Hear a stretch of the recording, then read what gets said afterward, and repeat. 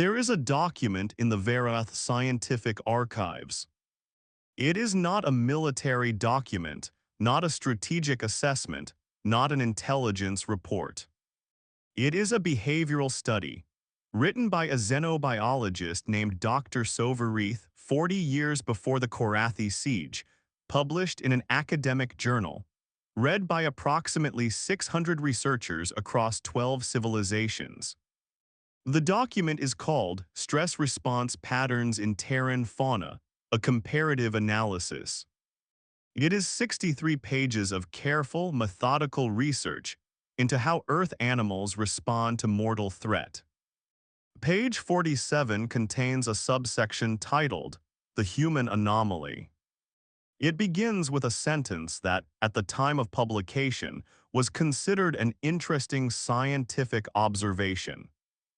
In hindsight, it was a warning.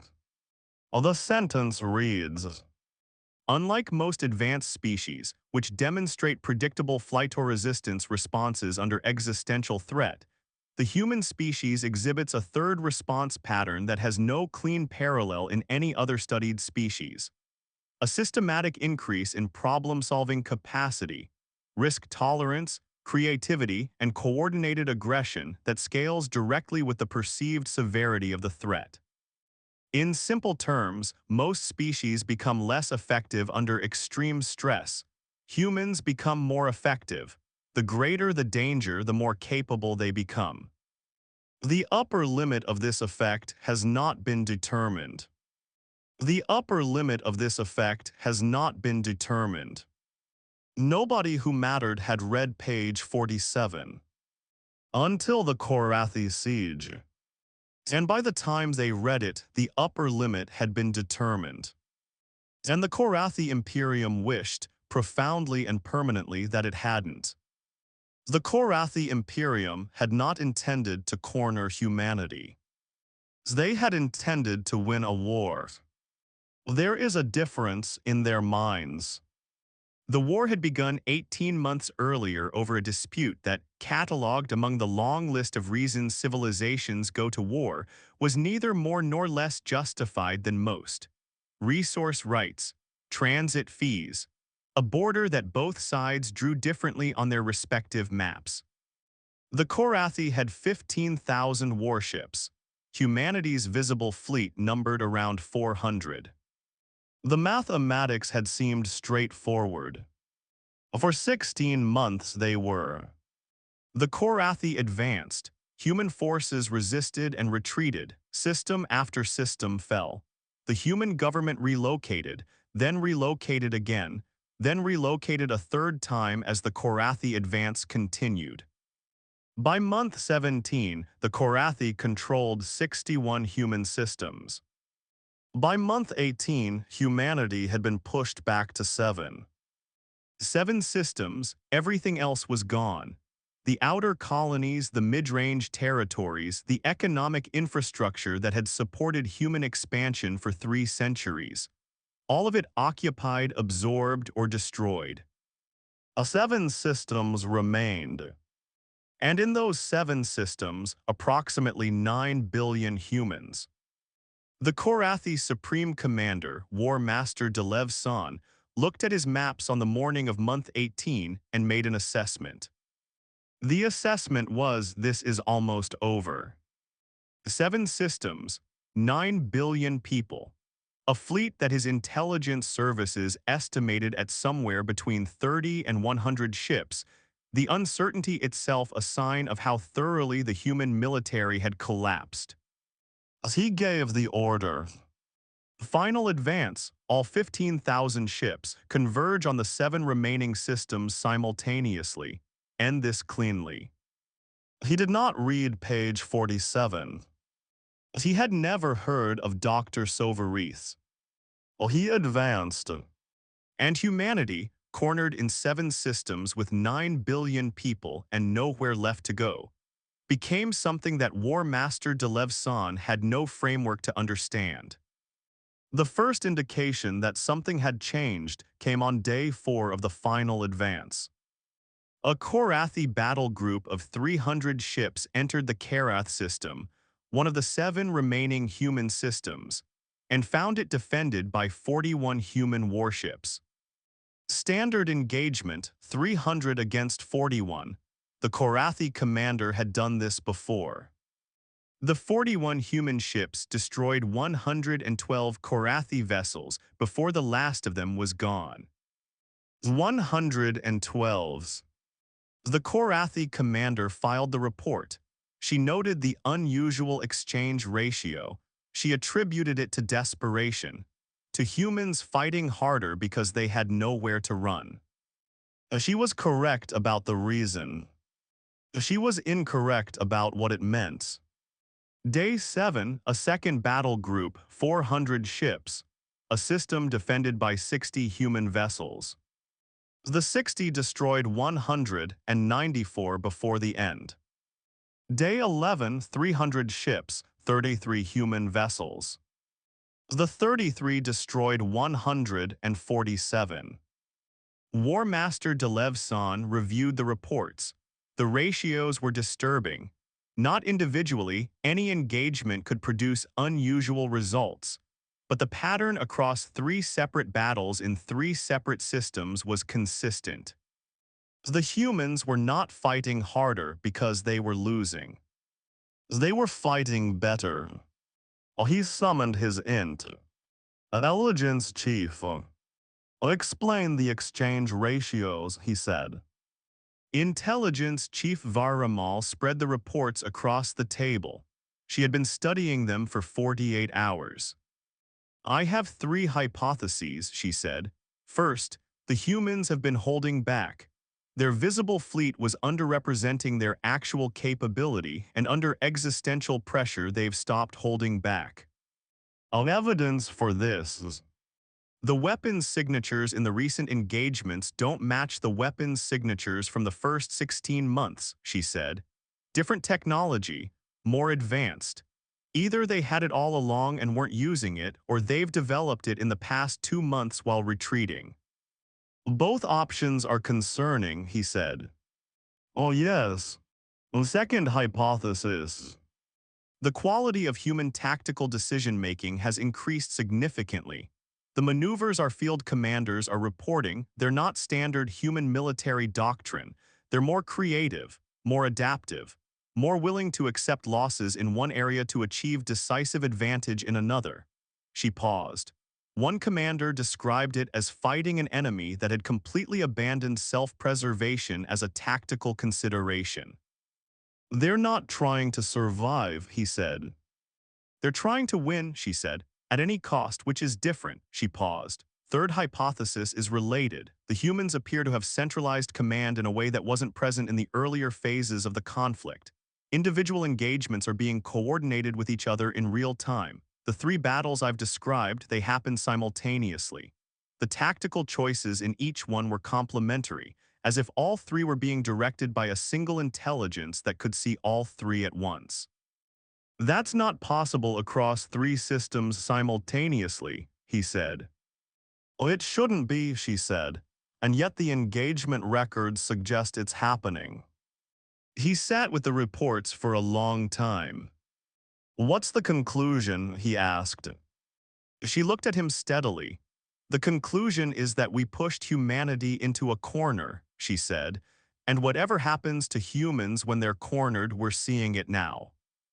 40 years earlier, Dr. Sova-Reeth had written 63 pages. Page 47 had described the human anomaly. Pages 48 through 52 had gone further. They described the specific physiological and neurological changes that occurred in humans under extreme stress, the suppression of fear response, the elevation of executive function, the neurochemical cascade that, in the presence of mortal threat to self or group, fundamentally altered the way the human brain processed information. It made them faster, clearer, more decisive. But that was the individual response. Pages 53 through 58 describe the group response. And the group response was something Dr. Sova-Reeth had struggled to find language for, because nothing in the xenobiological literature quite matched it. She had called it, in the end, coordinated apex response. It was what happened when a group of humans, not just individuals, but a community, a civilization, a species, faced a threat to its collective existence. The individual neurological changes magnified. The suppression of fear response became near total. The elevation of executive function became extreme. The creativity and problem-solving capacity expanded to levels that, in ordinary circumstances, the human brain was not capable of sustaining. But more than that, the group began to function as something approaching a single organism.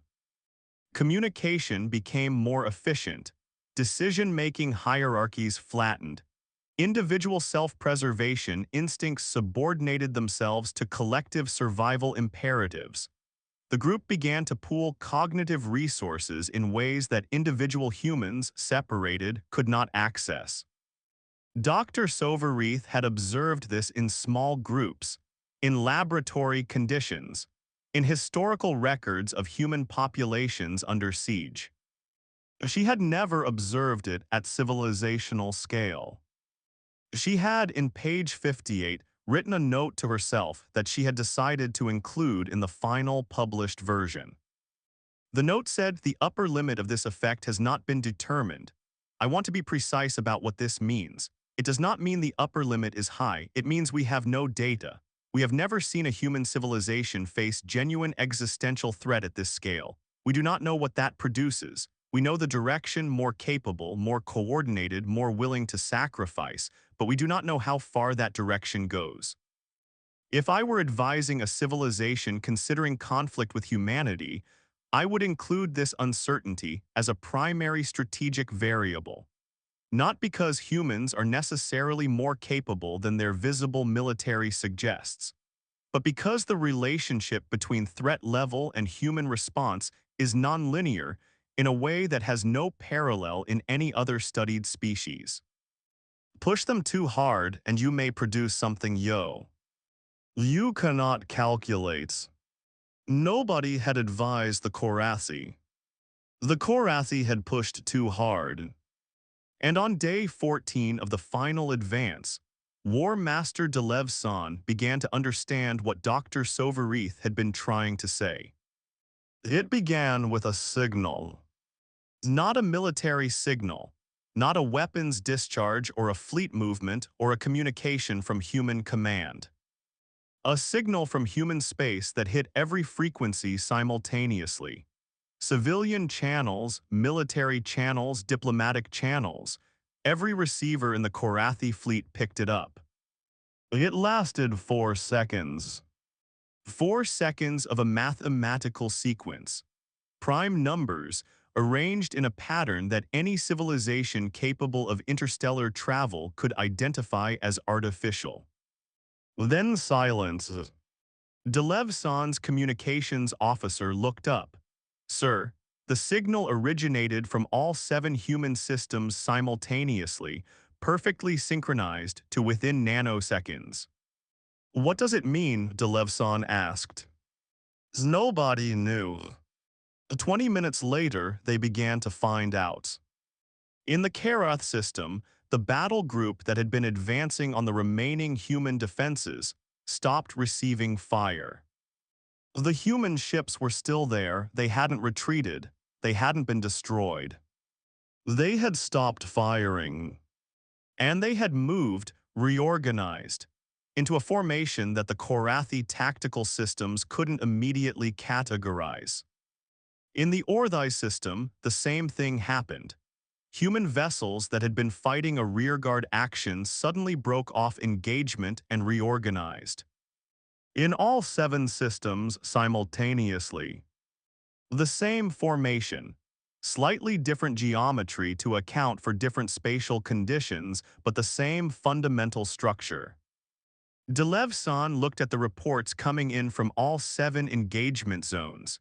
He overlaid them on a single display. His tactical officer stared at the composite image. "Sir," she said, "that's not 7 separate formations." He looked at it. She was right. The 7 formations, spread across 7 star systems covering a volume of space hundreds of light years across, were components, pieces of something larger, individual elements of a structure that only made sense when you saw all 7 of them at once. A structure designed to function across interstellar distances. A structure that required perfect coordination across 7 systems simultaneously. How, he said. His communications officer had been working on an answer. Sir, the signal, the 4-second mathematical sequence, I think it was a synchronization pulse. For what? For this, she said. She pulled up the energy readings from all 7 human fleet elements. The readings were spiking, all of them, simultaneously. Sir, whatever they're doing it together, all 7 systems, all at once, like they're one fleet, not 7. He stared at the display. 7 systems, hundreds of light years, one fleet. Operating as one fleet. Coordinated to within nanoseconds. 9 billion humans, cornered in 7 systems with nowhere to go, had apparently spent the past 18 months of retreat building something. Something that required the corner. Something that required all 7 systems to be the last 7 systems. Something that required being cornered to activate. All ships' maximum defensive posture, he said quietly. He was not certain it would help. He was not certain anything would help.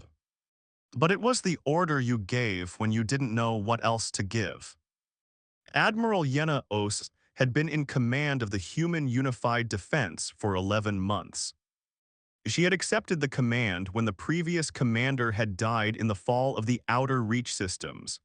She had accepted it because someone had to, because there were 9 billion people in 7 systems and someone had to be responsible for what happened next.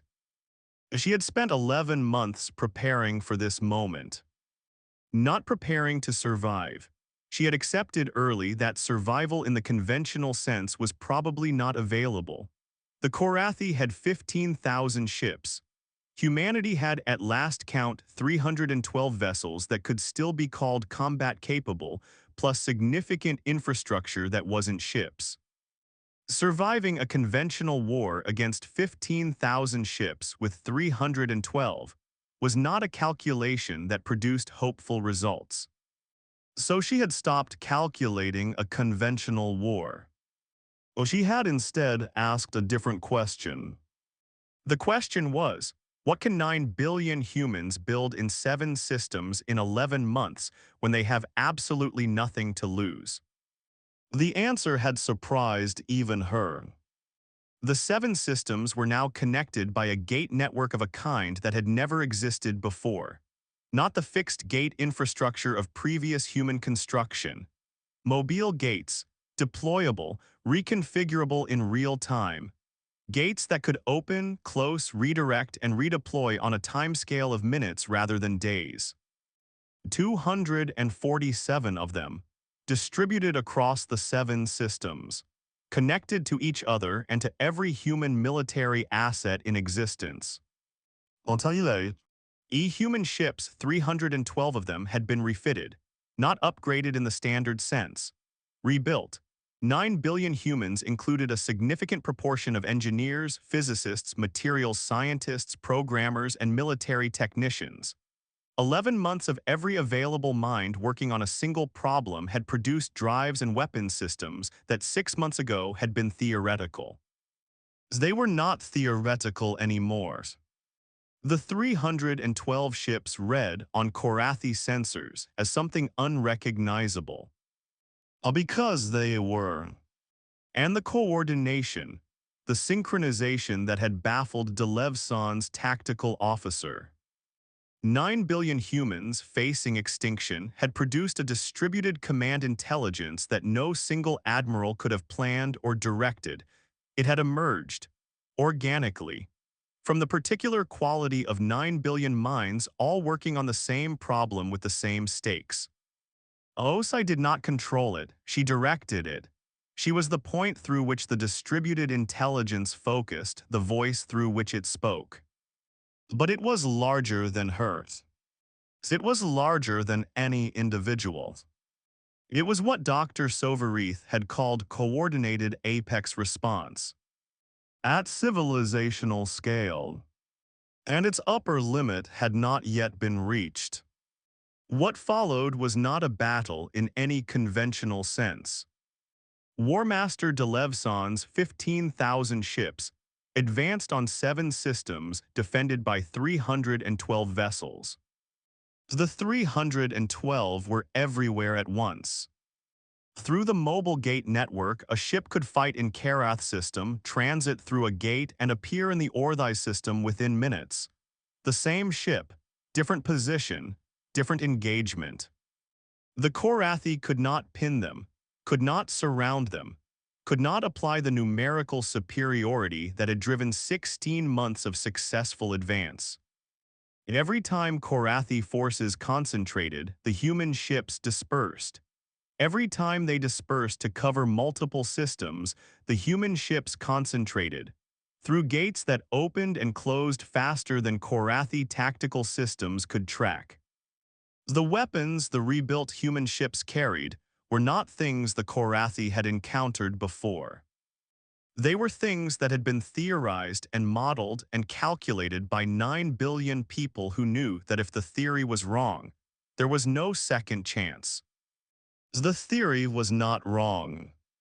The exchange ratios that had begun shifting on day 4 became something that Delevson's staff stopped reporting to him directly, because the numbers were not numbers he could process. He processed them anyway. On day 21 of the final advance, the Korathi fleet had entered the campaign with 15,000 ships.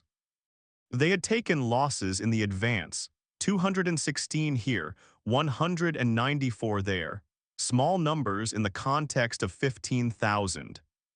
In the 7 days since the synchronization pulse, they had lost 4,217. In 7 days. Against 312 ships. Against a civilization that had been declared functionally destroyed. Against humans who had been cornered in 7 systems with 9 billion people and nowhere to go.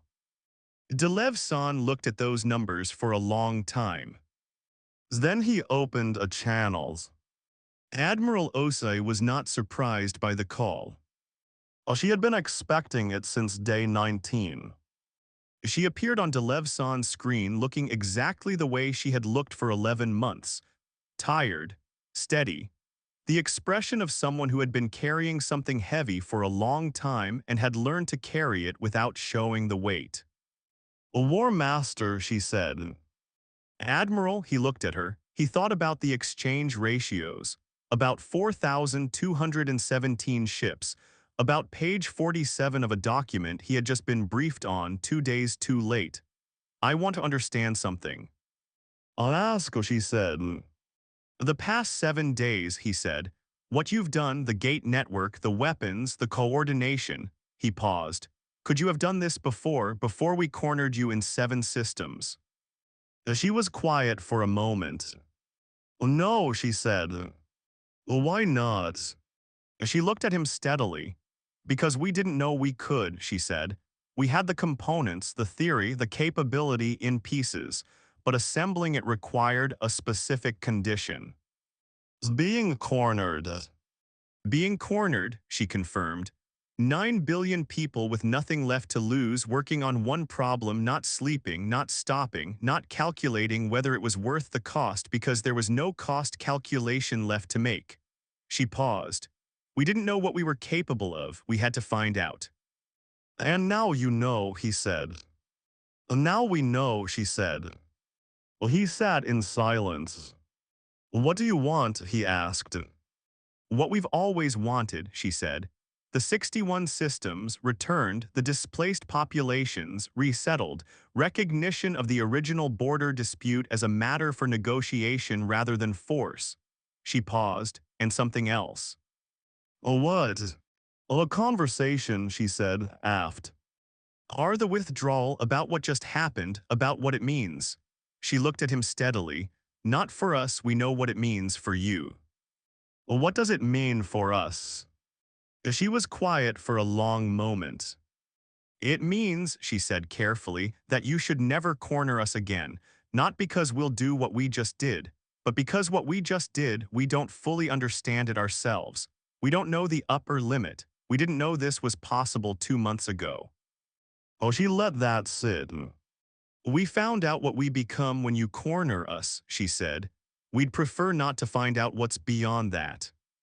3 months after the Korathi withdrawal, Dr. Sova-Reeth's document was declassified and distributed to every military command in the known galaxy. All 63 pages, with an appendix. The appendix was written by Admiral Yena Osai.